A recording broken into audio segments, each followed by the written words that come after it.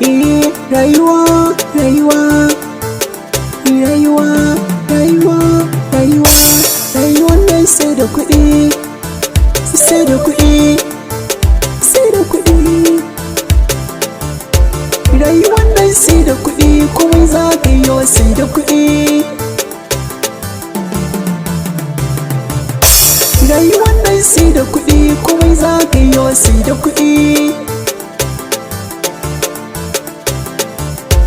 Bismillahi rabbana za da sanya Allah mai komai, shi ne mai zawani sai ya yarda za a yi komai. Motsinka da juyawarka Allah shi ne ke komai, amma wasu sun fifita kuɗi ne yanzu samun komai. Yan idan kowa ya rufe kowa dai yanzu batunsa kuɗi. Zuci an daina shi gurin wasu idan babu kuɗi. Yan uwa mu rike Allah da annabi duka mu kyala kuɗi. Ba a ganin girmanka a yanzu sai kana da kuɗi, ka faɗa a jika da gaggawa ai sai kana da kuɗi. Wasu yaran ai sun raina iyaye wai don babu kuɗi, wata matar ba ta yin ladabi da biyayya sai da kuɗi.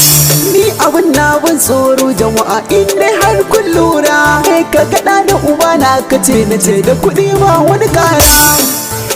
Ba kara, 'yan matan zamani in babu kuɗi ba soyayya. In baka da naira sai ka samu sannan za ka iya. Su kansu mazan sun fi bidar wace 'yar mai dukiya, 'yar mai dukiya, 'yar mai dukiya.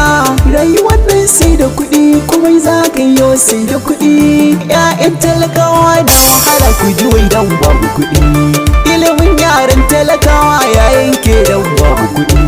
Sun ko manyanmu masu kuɗi sun tare can da kuɗi, sun yi baba kere suna tarkoki da kuɗi.